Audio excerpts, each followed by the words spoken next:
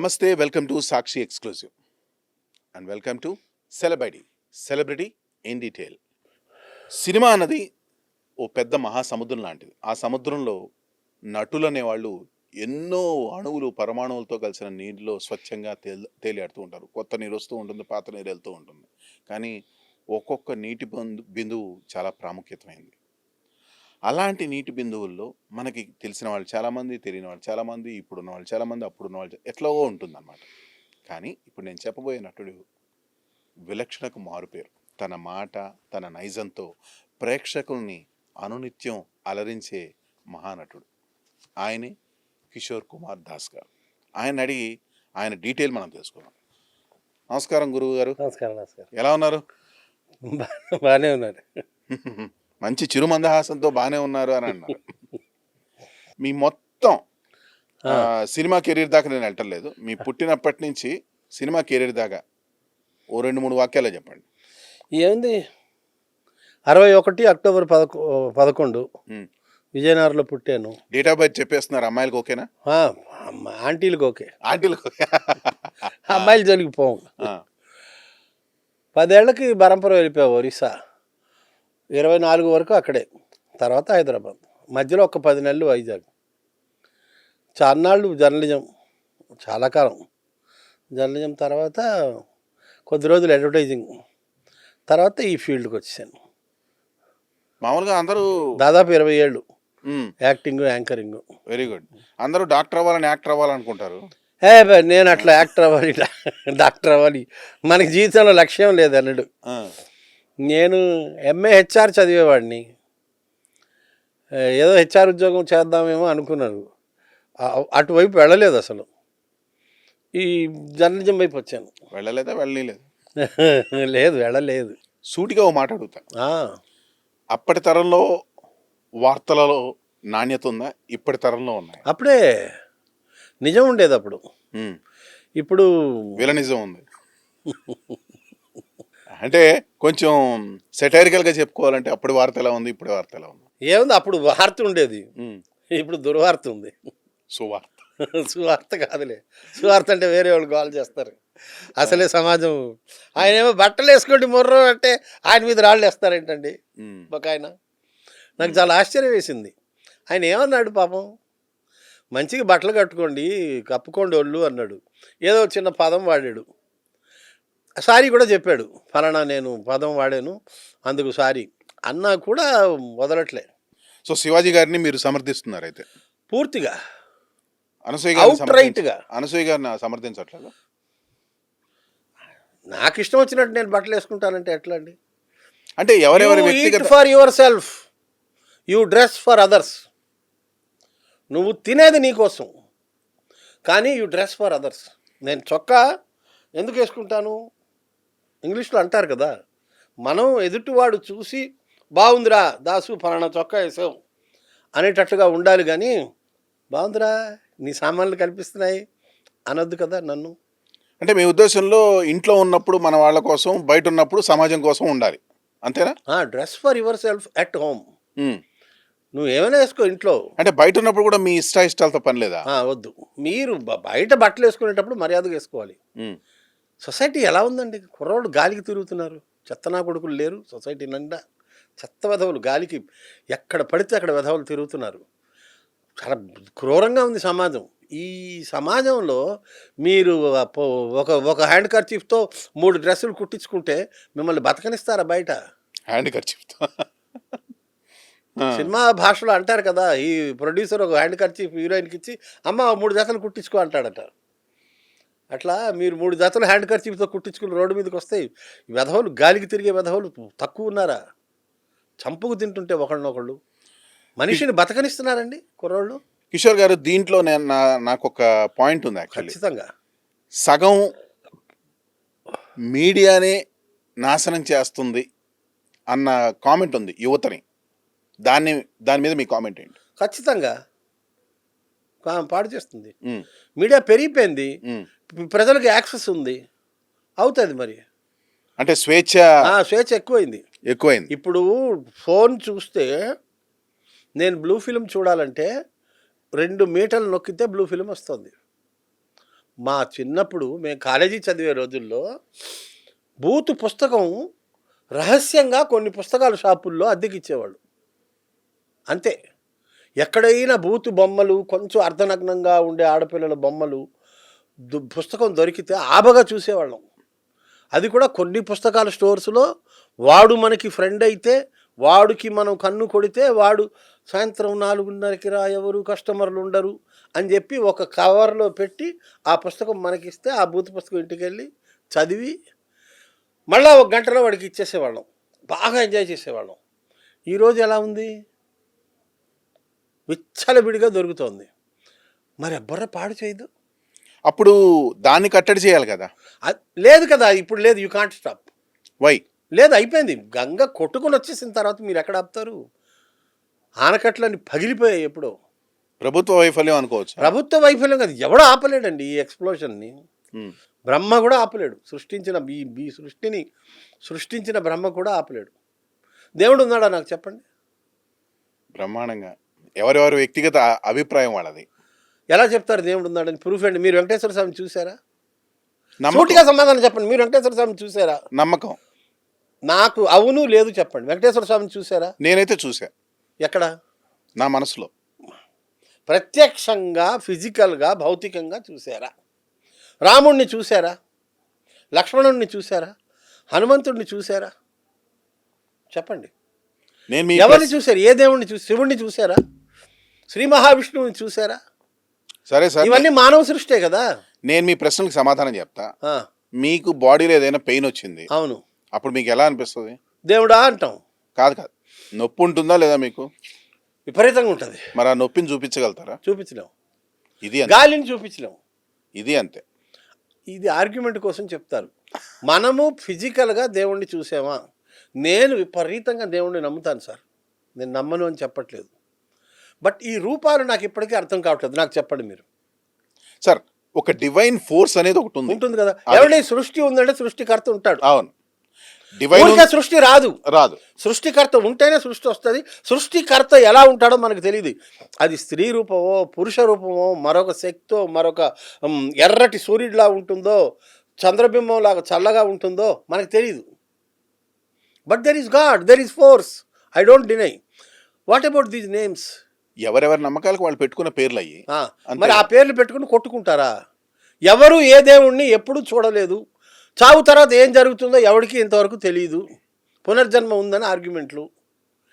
ఏమైనా అర్థం ఉందా? మనిషి చనిపోయిన తర్వాత ఏం జరుగుతుందో చెప్పగలడు ఎవరన్నా? నేను చాలాసార్లు అనుకుంటా, చచ్చిపోతే బాగున్నే, అయిపోయింది కదా మనం వచ్చిన పని. చచ్చిపోయిన తర్వాత ఏమిటి అని ఆలోచిస్తా. దానికి ఆన్సర్ లేదు. సైన్స్ దగ్గర కూడా లేదు, ఎవరి దగ్గర లేదు. ఒక్కోసారి ఏదైనా బాగా కష్టం వచ్చినప్పుడు, ఏదైనా చిన్న ఇన్సిడెంట్ జరుగుతుంది, ఎక్కడో చిన్న అవమానం జరిగింది, లేదా మనం అనుకున్నది జరగలేదు, చచ్చిపోదాం అనిపిస్తుంది. కానీ నేను ఆ తర్వాత ఆలోచిస్తా, వాట్ ఆఫ్టర్ డెత్? నేను చనిపోయిన 3 రోజుల తర్వాత నేను పడుకున్న మంచము, నేను ఎంతో ప్రేమగా పడుకున్న నా ఈ ఎంత పెద్ద పరుపు నాది, ఇంత పెద్ద పరుపు, నా అంత మందం ఉంటుంది పరుపు, నా పరుపు, నా దుప్పటి, నేను ఎంతో ఇష్టంగా కొనుక్కున్న ఒక కాస్ట్లీ తలగడ, ఇవన్నీ తీసుకెళ్ళి తగలబెట్టేస్తారు, ఉంచారు. నేను ఎంతో ఇష్టంగా కొనుక్కున్న తెలుగు సాహిత్యం పుస్తకాలని తీసుకెళ్ళి లైబ్రరీలో పడేస్తారు. మా ఇంట్లో ఎవరు తెలుగు సాహిత్యం చదవరు. అందరూ కంప్యూటర్లు, వాటిని ఏమంటారా, ల్యాప్టాప్, వీటిలో ఉన్నారు. మొత్తం పుస్తకాలన్నీ నేను already 75% of my books donated to library. ఆ మిగిలిన 25% పుస్తకాలు కూడా వీళ్ళు తీసుకెళ్ళి లైబ్రరీలో పడేస్తారు. నాకెందుకు ఇంత మమకారం? అయితే చావు తర్వాత ఏమిటా అన్నది తెలీదు. తెలిస్తే బాగానే ఉన్నాం. తెలిస్తే అప్పుడు మమకారం పెంచుకుంటారా? తెలియదు మనకు. We don't know. ఒకవేళ మనం ఆత్మహత్య చేసుకుంటే నరకానికి వెళ్తాం అంటారు. మనకు తెలుసా అది నరకమో స్వర్గమో? అసలు నరకం ఎలా ఉంటుందో ఎవడికి తెలుసు? స్వర్గం ఎలా ఉంటుందో ఎవడికి తెలుసు?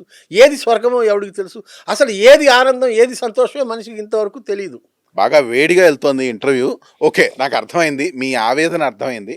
కాకపోతే ఇప్పుడు మళ్ళీ మీ జీవితంలోకి ఒకసారి తొంగి చూస్తే, మీరు జర్నలిజం చేశారు, టీవీ చేశారు, సినిమా కూడా చేశారు. మీరు అందరూ చెప్పినట్టు నాకు 2 కళ్ళు, టీవీ ఒక్కను, సినిమా ఒక్కను అని చెప్పకండి. సీరియస్ గానే చెప్తాను. నేను అలాగే మీరు అనుకోవడమే తప్పు.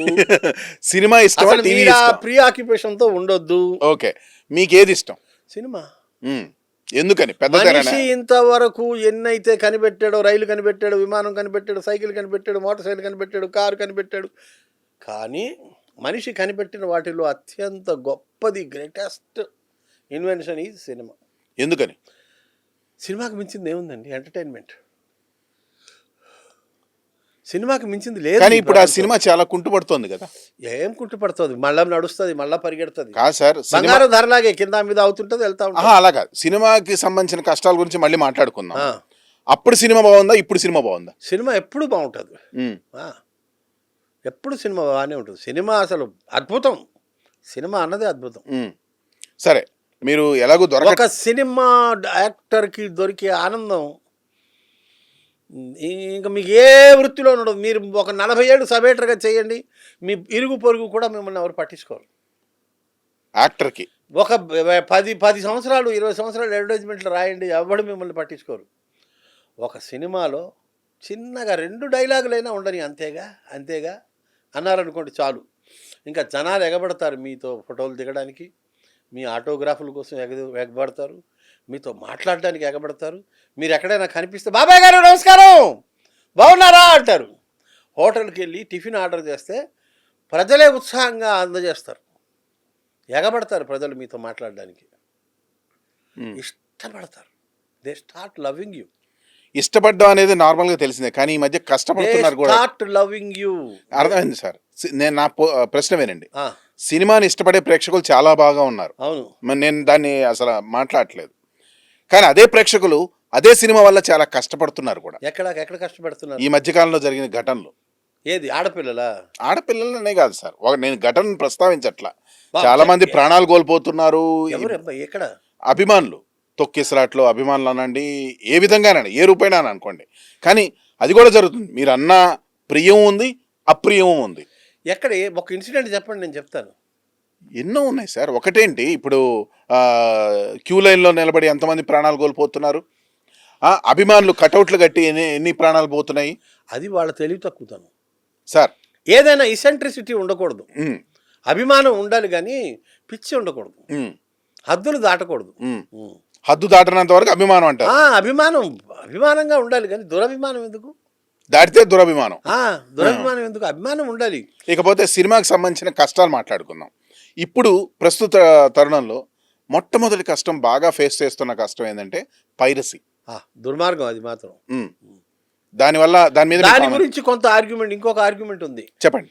మా ఫ్రెండ్ ఒక ఆయన అంటాడు, ఏమయ్యా మీ సినిమా చూడాలంటే నేను ఇన్ని రూపాయలు, 500 1000 రూపాయలు పెట్టి టికెట్ కొనాలి, మళ్ళీ పిల్లలతో వస్తాను కాబట్టి పాప్కార్న్ కొనక తప్పదు, వెరసి 5000 ఖర్చు అయిపోతుంది, నేను ఎందుకు పైరసీ చూడకూడదు అంటాడు.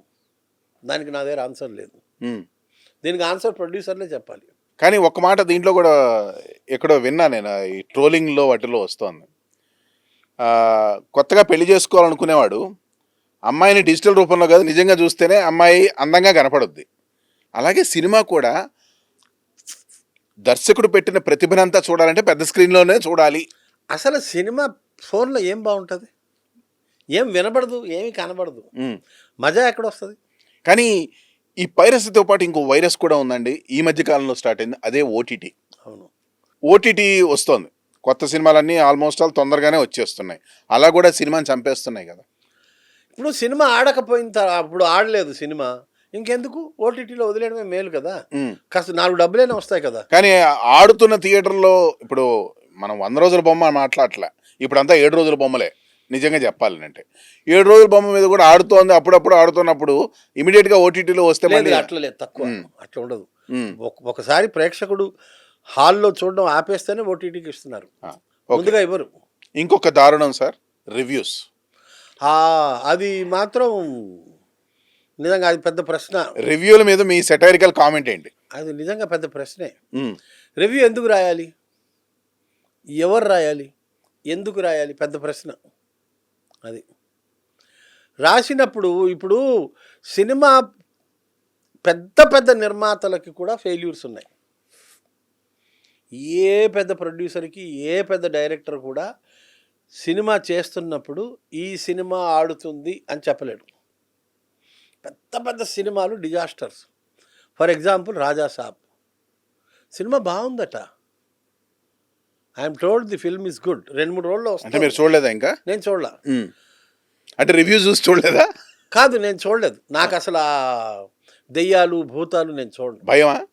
భయం కాదు, మహాభయం, పిచ్చ భయం, అతి భయం. నేను దెయ్యాల సినిమాలు చూడను, నేను అసలు ఎంజాయ్ చెయ్యను. నేను దెయ్యం అంటే దూరం, దెయ్యాలు ఉన్నాయని నేను నమ్మను కూడా. మళ్ళీ సో మీరైతే రివ్యూని బట్టి వెళ్ళరు. రివ్యూ అనేది వ్యక్తిగతం. అంటే ఈ రివ్యూలు అయితే ఇప్పుడు సినీ పరిశ్రమను కొంతమేరకు నాశనం చేస్తున్నాయా? No doubt in that, no doubt in that, అనుమానమే లేదు. అంటే నిజంగా చెప్పాలంటే చూసేవాడు నా రాడు. ఉద్దేశంలో అదే అక్కడికే వస్తున్నాను. ఒక సినిమా తీయడానికి చాలామంది కష్టపడతారు, ఎన్నో లక్షలు కోట్ల రూపాయల డబ్బులు అందులో ఇన్వాల్వ్ అయి ఉంటాయి. మీరు రాసే ఒక్క రివ్యూ వల్ల నిర్మాత సంకనాగిపోతాడు. ఒక పని చేస్తే, ఒక మాట మాట్లాడితే దానివల్ల ఒక ఉపయోగం ఉండాలి. నేను మీతో ఒక మాట మాట్లాడితే అది మంచి మాట అయి ఉండాలి, దానివల్ల మీకు ఉపయోగం ఉండాలి, లేదా నాకు ఉపయోగం ఉండాలి, లేదా సమాజానికి ఉపయోగం ఉండాలి. మీకు ఉపయోగం లేక, నాకు ఉపయోగం లేక, సమాజానికి ఉపయోగం లేక ఎందుకు ఆ మాట? సత్యం బ్రూయాత్ ప్రియం బ్రూయాత్ నబ్రూయాత్ సత్యం అప్రియా అంటారు. సత్యమే చెప్పు, ప్రియమైందే చెప్పు, సత్యం అయినప్పటికీ అప్రియమైందైతే చెప్పొద్దు అంటాడు. అట్లా బతికితే కరెక్ట్గా ఉంటుంది. ఒక సినిమా తీయడానికి నేను ఒక సినిమా నటుడుగా నేను వ్యక్తిగతంగా ఫీల్ అయ్యేది ఏంటంటే, వారం తర్వాత మీరు రివ్యూలు చెప్పండి, బాగుంటుంది. ఒక్క వారం వదిలేయండి సార్. ఒక విధంగా ఈ రివ్యూల గురించి ఒక మాట చెప్పుకోవచ్చా? చూసేవాడు రాయడు, రాసేవాడు చూడడు. అది వేరే విషయం. అవునా? రివ్యూవర్స్లో కూడా నాకు 1-2 స్నేహితులు ఉన్నారు కాబట్టి మీరు కామెంట్ చేయండి. వాళ్ళు ఎలాగ కవర్లు వాళ్ళకు వస్తాయి, వాళ్ళు ఎలాగ చేస్తారు, నాకు స్పష్టమైన అవగాహన ఉంది. అంటే కవర్లో మంచి రివ్యూవర్లు కూడా ఉన్నారు, లేకపోలేదు. నిజాయితీగా రివ్యూ చెప్పేవాళ్ళు ఉన్నారు, లేకపోలేదు. ఖచ్చితంగా కవర్లు తీసుకుని చెప్పేవాళ్ళు ఉన్నారు. నిజానికి కవర్లు అయితే అందుతాయి, అనుమానమే లేదు సార్, అస్సలు అనుమానం లేదు. The whole society is corrupt, అడుగడుగునా కరప్షన్ అండి. కిషోర్ గారు, మీరు చేసిన సినిమా, మీరు గవర్నమెంట్ ఆఫీస్లో డబ్బులు ఇవ్వకుండా పని చేయించుకుని రాగలరా సార్? నేను చెమటోడ్చి రూపాయి మిగిల్చి మార్గదర్శిలో చిట్టి కట్టి, శ్రీరామ్లో చిట్టి కట్టి మిగుల్చుకుని, మీకు రూపాయికి వడ్డీకి ఇచ్చి, నా బామ్మర్దికి ₹10 వడ్డీకి ఇచ్చి, ఆ డబ్బులన్నీ పోగేసి ఒక ఇల్లు కట్టించుకుంటే రిజిస్ట్రేషన్కి వెళ్తే ఈనాడులో పనిచేసే రోజుల్లో లంచం అడిగారు నన్ను. సింగిల్ బెడ్రూమ్ కొన్నాను నేను ₹2,60,000 చిట్టీలు కట్టి, చివరికి నాకు పెళ్లిలో పెట్టిన కొంత బంగారం అమ్మి ₹2,60,000 ఖర్చు పెట్టి 1996లో నేను ఫ్లాట్ రిజిస్ట్రేషన్కి వెళ్తే నా దగ్గర లంచం అడిగారు. మొత్తం సిస్టమ్ కరప్ట్ అయిపోయింది. ఎక్కడ కూడా ఒక 5 to 10% మంచిగా ఉన్నారు. మీరు ఒక పోలీస్ స్టేషన్కి వెళ్ళి ఒక ఎఫ్ఐఆర్ లాడ్ చేసి ఎఫ్ఐఆర్ కాపీ తీసుకురండి డబ్బులు ఇవ్వకుండా, చూద్దాం.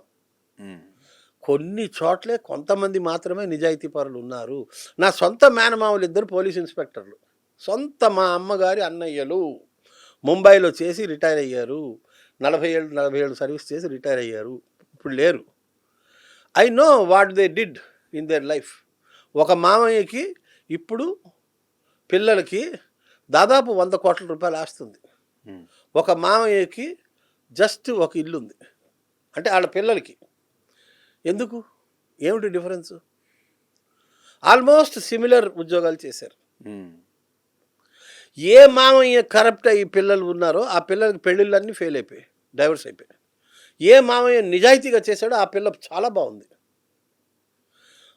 మీరు ఇక్కడ చిన్న కెమెరా పెట్టి నన్ను చూస్తున్నారు, పైన సిహెచ్ గుప్తా అని ఒకడు ఉంటాడు మావోడు, చాలా పెద్ద కెమెరా పెట్టి చూస్తుంటాడు. దీనికి 100 రెట్లు పవర్ఫుల్ కెమెరా, చాలా డీటెయిల్డ్గా చూస్తూ ఉంటుంది. మీరు ఆఫీసులో డబ్బులు నొక్కేసినంత మాత్రాన ఎవరు చూడడం లేదు అనుకోవద్దు. ఆ కెమెరా చాలా పవర్ఫుల్, చూస్తుంటుంది. దానికి భయపడండి అంటాను నేను, దానికి భయపడండి. జీవితం బాగుంటుంది. సిహెచ్ గుప్తా మిమ్మల్ని వదిలిపెట్టడు, ప్రతిదీ రాస్తాడు. ఆ చిత్రగుప్తుడు. కెమెరా చాలా పవర్ఫుల్. బాగా చెప్పారు సార్. సార్ ఇప్పుడు మీరు చేసిన పాత్రల్లో మీకు బాగా నచ్చిన పాత్ర ఏంటి? సినిమాల్లో మ్మ్. ఒంగోలు గీత ఒంగోలు గిత్త.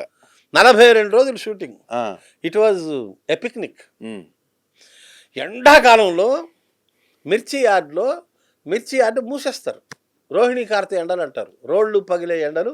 అందులో గుంటూరేమో ఆంధ్ర ఊటీ కదా, మ్, మ్. చాలా హాయిగా ఉంటుంది. చాలా హాయిగా అక్కడ ఉంటుంది. షూటింగ్ చేసాం మేము. అవునవును. కానీ ఏనాడు మాకు తెలీదు ఎండ ఉందని వేడి ఉందని, మాకు ఏనాడు అనిపించలా. ఎందుకంటే Honest- మేము ఇన్వాల్వ్ అయిపోయాం వర్క్లో. Okay, on a serious note sir, me personal లైఫ్లో అటు సినిమాకి సంబంధించి కావచ్చు, మీడియాకి సంబంధించి కావచ్చు, మీకు బాగా నచ్చిన వ్యక్తి ఎవరు సార్? ఫ్యామిలీ అవ్వచ్చు, ఫ్రెండ్స్ అవ్వచ్చు, ఎవరైనా అవ్వచ్చు. పిల్లలు పిల్లల్లో కూడా ఉంటుంది కదా, తారతమ్యాలు చూపించరు. ఏం లేదు, పిల్లలే. అంటే ఎవరు చెప్పండి, పేరు చెప్పండి, పర్లేదు. కూతురే. కూతురే బాగా ఇష్టం. అంటే మీ Naturally. జీవితం మొత్తంలో ఆవిడ బాగా ఇష్టం. బాగా మా అమ్మ ఫస్ట్, మ్, మా అమ్మ తర్వాత మా నాన్న, మ్. నాన్న తర్వాత మేబీ కూతురే. ఎందుకు? కన్నాం కదా, సో కన్న ప్రేమ వల్ల ఇష్టం. వీక్నెస్ ఉంటుంది. అదే. తర్వాత కొడుకు, ఒక బాండింగ్. ఇద్దరు 2 కళ్ళలు అంటోళ్ళే నిజానికి. కూతురు అంటే ఒక ఆకు ఎక్కువే ఉంటుంది, ఎందుకంటే వెళ్ళిపోతుంది, ఉండదు నాతో. 25 ఏళ్ళు వస్తే షీ విల్ గో అవే. అలాగే సార్, ఇప్పటిదాకా మీ జీవితంలో మీరు బాగా ఇష్టపడని వ్యక్తి ఎవరు? అంటే కోపం, ఆ మనిషి పేరు వస్తేనే కోపం, బాధ అన్నీ వచ్చే వ్యక్తి ఎవరు? ఉంటారు, ఒకటి అలా ఎక్కడో ఉంటారు. కానీ మ్, చిన్న చిన్న ఇన్సిడెంట్లు 2-3 చెప్తా. మ్, బొంబాయి తాజ్ హోటల్ మీద అటాక్ అయితే, తాజ్ హోటల్కి 36 ఎగ్జిట్ పాయింట్లు ఉన్నాయి, అవును. పారిపోవచ్చు. కానీ ఎవ్వరు కూడా ఎంప్లాయీస్ పారిపోలేదు. ఒక బ్రిటిష్ న్యూస్ పేపర్ వాళ్ళు, ఎవరో టీవీ వాళ్ళు ఆ స్టాఫ్ని ఇంటర్వ్యూ చేశారట. ఇంటర్వ్యూ చేస్తే ఒక 22 ఏళ్ళ అమ్మాయిని అడిగేట. ఈ అమ్మాయి అడిగిందట, అమ్మ అంత పెద్ద అటాక్ జరుగుతుంది, 1 డే హోల్ అటాక్ జరుగుతుంటే మీరు పారిపోవచ్చు కదా అంటే, ఆ అమ్మాయి చెప్పింది, గెస్ట్లు ఉన్నారు కదండి, ఎలా వదిలేసి వెళ్ళిపోతా ఉంది. ఎంక్వైరీ చేస్తే ఆ మొత్తం employees they were all from villages, బాబా. No one was from a city. పల్లెటూరోళ్ళు కాబట్టి వాళ్ళకు మానవత్వం ఉంది. ఇది డిబేటబుల్. ఇంకొక పాయింట్, నేను బంజారా హిల్స్ జూబ్లీ హిల్స్ ఒక టీ తాగడానికి వెళ్ళావు కొట్టుకి, అక్కడ 120 రూపాయలు ఛాయ్. నేను టీ తాగడానికి వెళ్తే క్రౌడెడ్ ఉంది, ఒక మనిషి కూర్చున్నాడు, ఎదురుగా ఒక కుర్చీ ఖాళీ ఉంది. నాకు విపరీతమైన మోకాళ్ళ నొప్పులు, I cannot stand for a long time. నేను వెళ్ళి అక్కడ అతను ఎదురుగా కుర్చీ ఖాళీ ఉంటే ఇలాగా కూర్చుంటే, నేను వృద్ధుండి సార్, నాకు I'm nearing 70, my weight is more than 120 kilos. కనికరం ఉండదండి. మినిమం సిటీలో ఉండే ఒక మనిషి, వాడికి ఆ యధవకి 50 ఏళ్ళు ఉంటాయి, ఎదురుగా కుర్చీ ఖాళీ ఉంది, నేను కూర్చుంటే, లేదండి మనిషి ఉన్నాడండి అన్నాడు. ఏడి అన్నాను, అంటే వస్తున్నాడండి అన్నాడు. రాగానే లేస్తాను అన్నాను. అంటే మొహం ఎలా పెట్టాడంటే అసహ్యంగా. నేను అక్కడ ఒక పావుగంట సేపు కూర్చున్నాను, పావుగంట దాకా ఎవడు రాలేదు. ఆ పావుగంట సేపు వాడు మొహం ఆముదం తాగినట్టు పెట్టాడు. నాకు నిజంగా అక్కడ కూర్చున్నాను. మా ఫ్రెండ్ ఏమో నా కోసం టీ తాగడానికి బన్ మస్కా తీసుకురావడానికి వెళ్ళాడు. అక్కడ క్యూ ఉంది, లేట్ అయింది, పావుగంట పట్టింది. ఈ పావుగంట సేపు మధ్య మధ్యలో నేను వాడు మొహం చూస్తుంటే, వాడు ఆముదం తాగిన మొహం అండి. ఎంత కోపం వస్తుందండి నాకు. అసహ్యంగా మొహం పెట్టాడు వెధవవాడు. మహానగరాల్లో ఉండే మనుషులు ఇలా ఉంటారా అనుకోండి. నేను I come from a small place. నాకు నిజంగా ఎంత బాధ అనిపించిందంటే, అరే ఒక మనిషి, ఒక వృద్ధుడు, భారీ కాయం ఎదురుగా కూర్చుంటే, ఆ తర్వాత ఒక మనిషి వచ్చాడు, వాడు 30 years యంగ్ బాయ్, వాడు నన్ను లేవనివ్వలా. వచ్చినవాడు నేను లేస్తుంటే, వద్దు అంకుల్ కూర్చోండి అంకుల్ అన్నాడు. ఈ గాడిద, ఈ వెధవ, ఈ నీచుడు అలా మొహం పెట్టుకుని కూర్చున్నాడు. ఇట్లాంటివి కొన్ని జరుగుతుంటాయి. అప్పుడు బాధ వేస్తుంది. బాధ కాదు, కోపం వస్తుంది. కోపం అంటే ఎలా ఉంటుంది? ఇప్పుడు ఆ మనిషి నేనే అనుకోండి సార్, ఎలా ఉంటుంది? నేను ఇప్పుడు కోపం నాకు పోయింది, ఒకప్పుడు బాగా కోపం ఉండేది. కాదు మామూలుగా అడుగుతున్నాను. అంటే ఆ మనిషిని సరే, అదే కోపాన్ని ఆ మనిషితోటి కొంచెం ప్రేమగా ఎలా చెప్తారు ఆ మనిషికి? రాలేదు కదయ్యా నీ మనిషి, వస్తే లేస్తా కదా, నీకు ఏంటి నష్టం? పబ్లిక్ ప్లేసు, ఇంకో సీట్ ఎక్కడో దగ్గర ఖాళీ అవుతుంది, నీ మనిషి కూర్చుంటాడు. అట్టా ఉంది సార్ జనాభా. పక్కవాడి కోసం ఇంత పిసర త్యాగం చేయని మనుషులు ఉన్నారండి. మీరు చిన్న స్థాయి హోటళ్ళకి వెళ్ళండి, where idli is 5 to 10 rupees. చిన్న చిన్న హోటళ్ళు ఉంటాయి చూడండి, where boys these butlers servers serve the వాడిని ఎక్స్ట్రా చట్నీ అడిగారు అనుకోండి, వాడు మీ వైపు చూస్తాడండి. ఆస్తినంతా తీయించేసుకున్నా మిజరబుల్గా చూస్తాడు మీ వైపు. మీరు 3 సార్లు అడిగితే తప్ప వాడు చట్నీ తెచ్చి వేయడు, సాంబార్ తెచ్చి వేయడు. మీరు 20 ఏళ్ల తర్వాత వెళ్ళినా కూడా వాడే అక్కడ బాయ్గా ఉంటాడు. అంటే అదే హోటల్లో వంట చేసేవాడు బాయ్స్ రానప్పుడు అప్పుడప్పుడు వంట చేసేవాడు సర్వీస్ చేస్తాడు. వాడిని మీరు 1 కప్పు చట్నీ అడిగితే వాడు 1.5 కప్పు 2 కప్పులు చట్నీ వేస్తాడు. కొద్ది రోజుల తర్వాత మీరు వంటవాడిని మళ్ళీ ఓనర్గా చూస్తారు, ఇంకొక హోటల్ పెడతాడు. కానీ వీళ్ళు బాయ్స్ లాగే ఉంటారు 90%. చిన్న చిన్న ఉద్యోగాలు చేసే వాళ్ళలో నేను చాలామందిని చూశాను. బట్టల కొట్టలో సేల్స్మెన్లు. నేను బట్టల కొట్టలో సేల్స్మెన్గా పనిచేశాను 6 నెలల పాటు. 1978 జూన్ నుంచి 79 జనవరి 5వ తారీఖు వరకు విశాఖపట్నంలో కాలేజీ డౌన్లో షాపర్స్ స్టాప్ ఏదో షాపర్ స్టైల్లో ఏదో చిన్న బట్టల కొట్టు. లైఫ్ స్టైల్ కాదు సార్, మామూలు బట్టల కొట్టు. అందులో నేను సేల్స్మెన్గా పనిచేశాను. అప్పటికి 20 ఏళ్ళుగా 25 ఏళ్ళుగా పనిచేస్తున్న వాళ్ళని నేను చూశాను. వాళ్ళలో చాలామంది ఎవరికి ఏమి చిన్న హెల్ప్ కూడా చేయరండి. మనము జీవితంలో ఒకడికి హెల్ప్ చేయకపోతే, మీరు కొంచెం చట్నీ అడిగితే ఇవ్వకపోతే, ఆయన ఎందుకు మీకు సిహెచ్ గుప్తా మీ గురించి మంచిగా ఎందుకు రాస్తాడు? కరెక్ట్, బాగా చెప్పారు. అవును, ఎవరికి ఏ సాయం చేయకపోతే సాయం అనేది చెయ్యాలి. ఇప్పుడు నాకు క్లోజ్ ఫ్రెండ్ ఉన్నాడు సార్, విజయవాడలో ఉంటారు, పుట్టగుంట సతీష్ అని. ఆయన తన ఆదాయంలో చాలా శాతం పేదోళ్ళకి ఇచ్చేస్తాడు. ఆయన అదే పిల్లల చదువులకి ఇచ్చేస్తాడు, స్కాలర్షిప్లు ఇస్తాడు, ఈ అంగవైకల్యం ఉన్న వాళ్ళకి ఆ కుర్చీలు రిక్షాలు పంచుతాడు. నాలాగా 1000 మంది స్నేహితులకి ప్రతి ఏడాది హెల్త్ ఇన్సూరెన్స్ కడతాడు ఆయన. దేవుడు చూస్తున్నాడు. వాళ్ళ అమ్మాయి ఎంబీబీఎస్ టాప్ ర్యాంకులో పాస్ అయింది, ఎండి ఉస్మాన్ యూనివర్సిటీలో సీట్ వచ్చింది. దేవుడు చూస్తాడు మీరు ఇస్తున్నారా లేదా. మీరు ఇస్తేనే దేవుడు మీకు ఇస్తాడు. ఎవరో మహాకవి అన్నాడు గురుగారు, జీవితం అనేది ఒక అద్దం లాంటిది, మనం ఇప్పుడు ఏం చేస్తామో అదే మనకి తిరిగి ఇస్తుంది. ఇది చాలా మందికి తెలియదు. చాలా మంది చిన్నపాటి సాయం కూడా ఎదుటివాడికి చేయాలి. అది చిన్న తేడా మనిషి తెలుసుకుంటే చాలు. కిషోర్ గారు, ఇప్పుడు మనం ఒక అద్భుతమైన సెగ్మెంట్కి వచ్చాం మా ప్రోగ్రాంలో, నవరసం నవభరితం. మీకు నచ్చిన సినిమా డైలాగ్ ఏదైనా ఉందా? అదేదో ఉంటుంది, కుదిరితే కప్పు కాఫీ, వీలైతే 4 మాటలు. అంటే మీరు చట్నీలు కాఫీల దగ్గరే ఉన్నారనమాట. ఎప్పుడు అదే కావాలి. అదే నా బాడీ చూస్తే అర్థం కావట్లేదు. సో ఆ డైలాగ్ నేను చెప్తాను, ఆ డైలాగ్ మీరు ఒరిజినల్ వర్షన్లో చెప్పండి. వీలైతే 4 మాటలు, కుదిరితే కప్పు కాఫీ. వీలైతే 4 మాటలు, కుదిరితే కప్పు కాఫీ. ఇప్పుడు ఆ మాడ్యులేషన్ మేము తీసుకొస్తాం, మీరు మామూలుగా చెప్పమంటే అప్పుడే మాడ్యులేషన్కి వెళ్ళిపోయారు. సరే, ఓకే, దీన్ని నవరసాల్లో చెప్పాలి. ఓకే, మొట్టమొదటి రసం శాంతరసం. వీలైతే 4 మాటలు, కుదిరితే కప్పు కాఫీ. ఏదో అన్నారు, వినపడలే నాయన. వీలైతే 4 మాటలు, కుదిరితే కప్పు కాఫీ. అద్భుతం, బ్రహ్మాండం. నెక్స్ట్ రౌద్ర రసం. వీలైతే 4 మాటలు, కుదిరితే కప్పు కాఫీ. భీభత్సం. వీలైతే 4 మాటలు, కుదిరితే కప్పు కాఫీ. మేము హాస్యరసం అడగలేదు గురుగారు, హాస్యరసం వచ్చేసండి. అయిపోయింది, అవ్వలేదు. బీభత్సం లేదు, రాదు నాకు. రావాలి, బీభత్సం చేయండి. వీలైతే 4 మాటలు, కుదిరితే కప్పు కాఫీ. ఏందా బీభత్సం? భయానకం. మమ్మల్ని భయపెట్టండి, లేదు మీరు భయపడండి పోనీ. వీలైతే 4 మాటలు, కుదిరితే కప్పు కాఫీ. అద్భుత రసం. అబ్బా, కిషోర్ గారు అద్భుతంగా చెప్పారని మేము అనుకో. వీలైతే 4 మాటలు, కుదిరితే కప్పు కాఫీ. కరుణ రసం. వీలైతే 4 మాటలు, కుదిరితే కప్పు కాఫీ తాగదు. వీరరసం.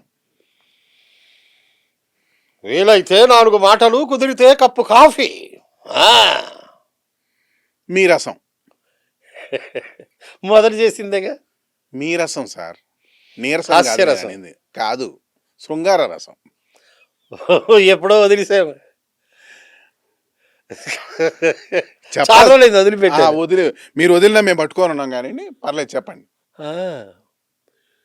వీలైతే 4 మాటలు, కుదిరితే కప్పు కాఫీ. ఏమే అద్భుతంగా ఉంది సార్. నేను ఎప్పుడు ప్రాక్టీస్ చేయాలి నవరసాలు ఇంతవరకు చూడడమే తప్ప నాకు ఎలా అవసరం అనిపించింది? పడలేదు. ఎలా అనిపించింది మీకు ఈ గుడ్ నవరసాలు? ఐడియా. ఆ? నేను ఎప్పుడు ప్రాక్టీస్ చేయలేదు, ఇంతవరకు చేయలేదు నవరసాలు ఏకకాలంలో చేయలే. రకరకాల సందర్భాల్లో రకరకాలు కొంచెం ప్రిపేర్ అయ్యే ఛాన్స్ ఉంటుంది. ఇవాళ నాకు మీరు ఛాన్స్ ఇవ్వాల. అదేముంది, ఛాన్స్ అలా ఇస్తాం కూర్చున్నాక ఇంక అంతే. ఇంకా సో దిగిన తర్వాత ఇంకా తేడా తప్పదు. తప్పదు. ఒకసారి కానీ ఇండస్ట్రీలో నిజంగా చాలా బాగా చేశారండి. సీరియస్లీ మమ్మల్ని వచ్చిన గెస్టుల్లో మేము చాలా మందికి హత్తుకునేలా చేస్తారంటారు చూడండి. మీరు కూడా one of the person like that. చాలా బాగుంది, చాలా బాగా చేశారు. సో నేను వినోద్ ఫిల్మ్ అకాడమీ అని మాకు ఒక యాక్టింగ్ స్కూల్ ఉంది. నేను ఆ స్కూల్కి ప్రిన్సిపాల్ని. వినోద్ అని మా తమ్ముడు, తను ఫౌండర్. Okay okay. అంటే యాక్టింగ్ లో ట్రైనింగ్ ఇస్తాము, చేపలు రుద్దినట్టు రుద్దేస్తాం. నటుల్ని మ్యానుఫ్యాక్చర్ చేస్తారు. ఎస్. మా నినాదం ఏంటంటే నటులు పుట్టరు, తయారవుతారు. ఆహా, అద్భుతం. సో నటుల ఫ్యాక్టరీ.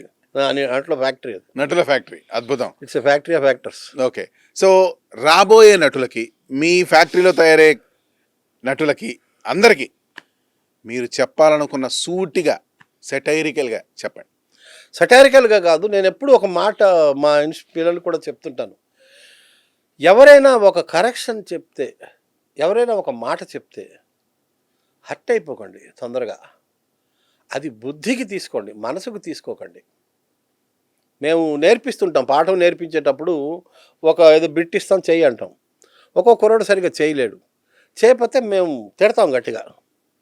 కాన్సన్ట్రేట్ చేయరా, శ్రద్ధగా చేయరా, మనసు పెట్టురా, హోంవర్క్ చేసి రారా అంటాం. వాడు దాన్ని మనసులో పెట్టుకుంటే వాడి జీవితంలో ఎదగడు.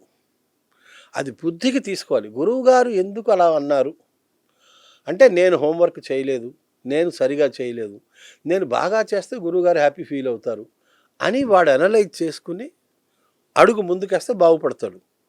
గురువుగారు అలా ఎందుకు అన్నారు, నన్ను గురువుగారు అనొచ్చా అని వాడు అనుకున్నాడు అనుకోండి, వాడు అక్కడే ఉంటాడు, జీవితంలో ఎదగడు. చాలా బాగా చెప్పారు సార్. సార్ మా తేడా తెలుసుకుంటే చాలు జీవితంలో. మా ప్రోగ్రాంలో చివరాఖరిలో ఒక అద్భుతమైన చంక్ ఇంకొకటి ఉంది, రోలింగ్ ఫైర్ క్వశ్చన్స్. అబ్బో, అంటే ర్యాపిడ్ ఫైర్ క్వశ్చన్. సో ఈ ర్యాపిడ్ ఫైర్లో మీరు ఆలోచించకూడదు, ఆలోచించకుండానే ఇమీడియట్గా ఆలోచించకుండా ఎలా రిప్లై ఇస్తాం? ఆలోచించి మీరు దాన్ని తిమ్మిని బమ్మిని చేస్తే ఎట్లా, అలా కాకుండా డైరెక్ట్గానే చెప్పేయాలి. ఏది స్ట్రైట్గా ఒకేసారి 5 క్వశ్చన్లే ఉన్నాయి, అంతకన్నా ఎక్కువ లేవు అసలు.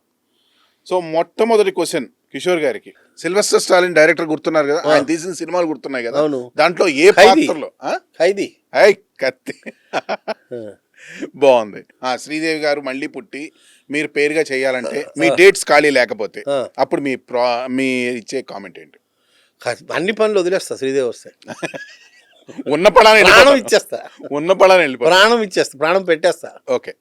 మీరు ఎడార్లో ఉన్నారు, ఆ ఎడార్లో ఇక దాహం తప్పిగా తీరట్లేదు మీకు, పూర్తిగా భయంకరంగా వేడి ఉంది, అంతా ఉంది చుట్టుపక్కల.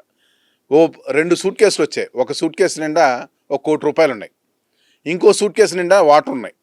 కానీ ఆ వాటర్కి మీరు డబ్బులు పే చేయాలి, మీ దగ్గర డబ్బులు లేవు. వచ్చింది ఒక అమ్మాయి వచ్చింది, అసలు ఆ అమ్మాయి ఎంతో అందంగా ఉంది. మీరు తీసుకునే మొట్టమొదటి స్టెప్? నీళ్ళు తాగుతా. ఎలా తాగుతారు? దాంట్లో ఉన్నాయి. నీళ్ళు తాగకుండా ఆమె దగ్గరికి ఏం వెళ్తాం? అదే, ఎలా వెళ్తారు? నీళ్ళు కావాలంటే మీరు డబ్బులు అడగాలి. డబ్బులు లేవుగా. డబ్బులు ఆ అమ్మాయిని అడగాలి. ఎలా అడుగుతారు? మీరు అమ్మాయిని మెస్మరైజ్ చేయాలి సార్. ఎలా అడుగుతారు? లేదు, answer no answer. Right, no answer. Fine, okay. Sir మీరు ప్రపంచాన్ని కాపాడే యోధుడి పొజిషన్లో ఉన్నారండి. సమురాయ్. అద్భుతం. ఇంకా వేరే ఆన్సర్ చెప్పని కూడానే చెప్పేసారు అసలు. మీరు అభిమానించే నటుల్లో గొప్ప నటుడు ఎవరు సార్? ఈ భూప్రపంచంలో ఇంతవరకు మానవ జాతి పుట్టినప్పటి నుంచి ఇప్పటిదాకా అంత గొప్ప నటుడు పుట్టడు. One and only NT Rama Rao. బ్రహ్మాండం సార్. లాస్ట్ బట్ అంతకు మించిన నటుడు ఈ భూమి మీద రాడు. దేవుడు కూడా పుట్టించలేడు మళ్ళీ. Okay. Last but not the one and only actor. ఈ last but not the least, నాకు ఇష్టమైన చంకు, మీ జీవితంలో మీరు ఫేస్ చేసిన మంచి కాంట్రవర్షియల్ స్టేట్మెంట్ ఏంటి? నా మీద విమర్శ. మీ మీద విమర్శ? నాకు ఒకసారి జరిగింది. ఒక ఆయన, నేను ఒక నాటకానికి వెళ్ళాను. నాటకానికి ఎగనెస్ట్గా నేను రివ్యూ రాశాను. నాటకంలో అతను బెంగాలీ నాటకాన్ని విపరీతంగా పొగిడి తెలుగు నాటకాన్ని విమర్శించాడు. నేను తెలుగు నాటకం కూడా బాగానే ఉంది, బెంగాలీ నాటకం స్థాయిలోనే ఉంది అని అప్పట్లో ఎప్పుడో 97 సంగతి రాశాను నేను. అతను నా మీద కక్ష కట్టి నేను అతన్ని డబ్బులు అడిగానని, డబ్బులు ఇవ్వలేదు కాబట్టి నేను అలా రాశానని అన్నాడు. నేను చాలా బాధపడ్డాను. ఒక నాటకం గురించి రాస్తే డబ్బులు ఇస్తారా? నా దగ్గర డబ్బులు లేవా? మా మామగారు 100 కోట్ల ఆస్తిపరుడు. నేను ఏ అమ్మాయిని అయితే చేసుకున్నానో వాళ్ళ నాన్నగారి దగ్గర మోర్ దాన్ 100 crores ఉన్నాయి. నేను డబ్బులకు ఆశపడతానా? బిడ్డనిచ్చిన తండ్రి, 100 కోట్ల ఆసామి, ఏం చేసుకోవాలో తెలియదు, అంత డబ్బు ఉంది. నేను డబ్బులకు ఆశపడతానా? నేను ఆయన దగ్గర రూపాయి తీసుకోలేదు ఇప్పటికీ. Right sir. డబ్బులకు ఆశపడతానా? అంతే కదా. మా అమ్మ ప్రాపర్టీ మిగిలితే అమ్మేసి మా అన్నయ్య పిల్లలకి ఇచ్చేసా, నేను తీసుకోరా. మా బంధువర్గం అందరూ చెప్తారు, దాసుగాడు కరెక్ట్ మనిషిరా అంటారు. నా గురించి అంటే మీకు చెప్పకపోతే తెలియదు కాబట్టి, సమాజానికి తెలియాలి కాబట్టి మంచి విషయం. నన్ను నేను పొగుడుకోవడానికి కాదు, ఒక మంచి గుప్తదానం కాదు, ఒక మంచి పని చేస్తే నలుగురికి తెలియాలి. తెలిస్తేనే ఇంకొకడు చేస్తాడు. బాగా చెప్పారు సార్. సార్ మీరు ఇప్పుడు రాబోయే ఎనీ ప్రాజెక్ట్స్, అప్కమింగ్ ప్రాజెక్ట్స్? నడుస్తున్నాయి సార్, చాలా చిన్న చిన్న సినిమాలు మాకు చెప్పండి, పర్లేదు. ఫైనల్ కాల్ అనే సినిమా చేస్తున్నాను, తుమ్మలపల్లి రామసత్యనారాయణది. తర్వాత మ్యాజిక్ మూమెంట్స్ అని ఒకటి చేస్తున్నాను. అవతార్ అని ఒక సినిమా రాబోతోంది, అందులో చేస్తున్నాను. ఏంటి హాలీవుడ్ అవుతారా? కాదండి, ఇక్కడ లోకల్ అవతారే. అవతార్ అని ఒక సినిమా వస్తుంది, అది చేస్తున్నాను. ఆ అవతార్ డైరెక్టరే సతీష్ అని PhD. అతను ఇంకొక సినిమా కూడా చేస్తున్నాడు, మేజర్ క్యారెక్టర్ నాదే అన్నాడు. నిన్నే చెప్పాడు, ఇంకా టైటిల్ కూడా పెట్టలేదట. చిన్న చిన్న సినిమాలు చేస్తున్నాడు, పెద్ద సినిమాలు నేను ప్రయత్నం చేయటం లేదు, పెద్ద క్యారెక్టర్లు ట్రై చేయడం లేదు. కొంచెం మోకాళ్ళ నొప్పులకి ఫిజియోథెరపీ చేస్తున్నాను, కొద్ది రోజుల్లో సెట్ అవుతాయి, అప్పుడు మళ్ళీ పెద్ద సినిమాలకు వెళ్తాను. మీరు ఇంకా ఎన్నో సినిమాలు చేయాలని, మమ్మల్ని అందరినీ ఇలా అలరించాలని, నవ్వించాలని, అల్లరించాలని మనస్ఫూర్తిగా కోరుకుంటూ, thanks a lot for coming in to celebid @celebid. Thank you for calling me. Thank you. అదండి కిషోర్ గారి మనోగతం. నెక్స్ట్ వీక్ మళ్ళీ మరో గెస్ట్తో మీ ముందు ఉంటాను. Until then, this Harikrishna signing off for Sakshi digital. Sakshi TV ప్రసారాలను నిలిపివేయడం చట్టరీత్యా నేరం. సాక్షి టీవీ ప్రసారాల కోసం మీ స్థానిక కేబుల్ ఆపరేటర్ని వెంటనే సంప్రదించండి. DTHలో, ఇంటర్నెట్లో కూడా సాక్షి టీవీ ప్రసారాలను వీక్షించవచ్చు.